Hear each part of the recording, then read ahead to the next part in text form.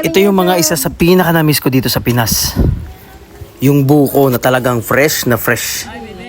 Kukuha kami ngayon ng buko dito sa napakataas na puno ng niyog. Hirap talaga kumuha ng buko kapag ganito kataas. Tabing bahay lang namin to actually.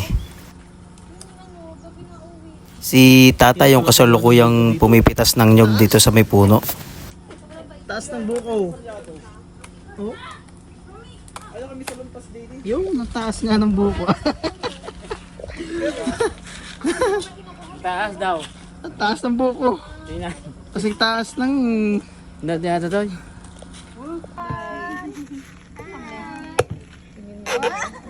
Naman. Isang cart.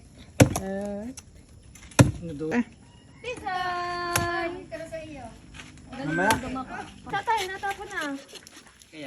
Dapat yung lapat. 10 piso lang. Napag-isipan lang namin kumuha ng buko, tapos nag-set up kami ng lamesa dito sa harapan ng mga bahay namin. Ayan, meron na kaming fresh buko juice. Meron pang kasamang laman ng buko. Ayan, kapatid ko naman ngayon yung nagbubukas ng nyog. Ayan, 'di ba? Sarap niyan. Ay, bebe. Gusto mo ito? Sa palamig. Kaya mga idol, ano yung mga gustong-gusto nyong gawin kapag nandyan kayo sa probinsya nyo o umuwi kayo ng Pilipinas?